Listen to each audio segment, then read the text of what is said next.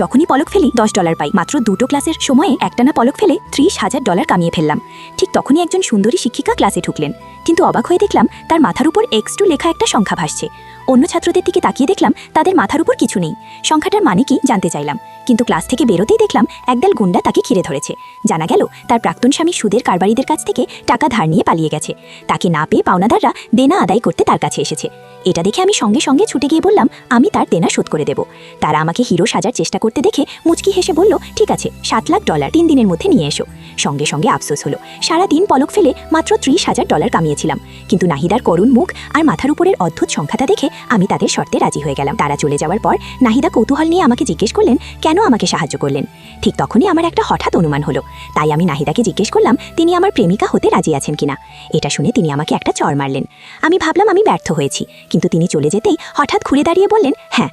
পরের সেকেন্ডেই তার মাথার উপরের সংখ্যাটা আলোর রশ্মিতে পরিণত হয়ে আমার চোখে ঢুকে গেল। এখন যখনই আমি পলক ফেলি $20 পাই। শুধু তাই নয়, আমি আরও আবিষ্কার করলাম যে এই উন্নত চোখগুলো বস্তুর উৎপাদন তারিখ দেখতে পাই। তাই আমি সঙ্গে সঙ্গে অ্যান্টিক মার্কেটে গেলাম একটা লুকানো গুপ্তধন খুঁজে পাওয়ার আশায়। কিন্তু অনেকক্ষণ খোঁজার পর কোনো অ্যান্টিক দেখতে পেলাম না। ঠিক তখনই শফিক আমাকে ধাক্কা দিল। সে সঙ্গে সঙ্গে আমাকে তার অ্যান্টিক নষ্ট করার অভিযোগ করল। পাশের রহিম সাহেব উঠে এসে জিজ্ঞেস করলেন জিনিসটা কি। লোকটি তখন একটা উজ্জ্বল মুক্তা বের করল। রহিম সাহেব সঙ্গে সঙ্গে এটা কিনতে চাইলেন, কিন্তু লোকটি $1 লাখ দাবি করল।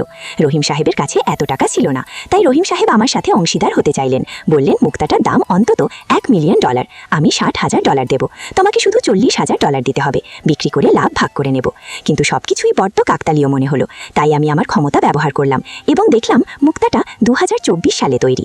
আমি সঙ্গে সঙ্গে বুঝলাম তারা একসাথে কাজ করছে। আমি যখনই মানা করতে যাচ্ছিলাম হঠাৎ মুক্তার ভেতরে কিছু একটা দেখলাম। সেটার উৎপাদন তারিখ ছিল 1200 বছরেরও বেশি আগে। আমি বুঝলাম ওটাই আসলে অ্যান্টিক। তাই আমি রহিম সাহেবকে বললাম আমি আপনার সাথে ভাগ করতে চাই না, এই গুপ্তধনটা আমি সরাসরি কিনছি। আমি যখনই টাকা দিতে যাচ্ছিলাম ফাতেমা বেগম আমাকে থামালেন। তিনি ব্যাখ্যা করলেন যে এটা একটা আধুনিক কারুশিল্পের জিনিস। আমি তাকে উপেক্ষা করে সরাসরি দাম দিয়ে দিলাম। তারপর আমি দৃঢ়ভাবে বললাম এটা একটা গুপ্তধন। ফাতেমা বেগমের সহকারী এটা পরীক্ষা করার জন্য তুলে নিলেন এবং দেখলেন মুক্তাটার রঙও উঠে যাচ্ছে। বিক্রেতা হেসে বলল কোনো ফেরত নেওয়া হবে না। আমি বিরক্ত হলাম না, আমি আবার জোর দিয়ে বললাম যে এটা একটা অ্যান্টিক। তারপর আমি সহকারীকে মুক্তাটা জোরে ভাঙতে বললাম। ভেতরে একটা ছোট অ্যান্টিক বেরিয়ে এলো। এটাকে 1200 বছরেরও বেশি পুরনো একটি প্রত্নবস্তু হিসেবে মূল্যায়ন করা হলো। ফাতেমা বেগম সঙ্গে সঙ্গে এর জন্য $3 মিলিয়ন প্রস্তাব করলেন। আমি সঙ্গে সঙ্গে রাজি হয়ে গেলাম। তিনি সঙ্গে সঙ্গে আফসোস করলেন।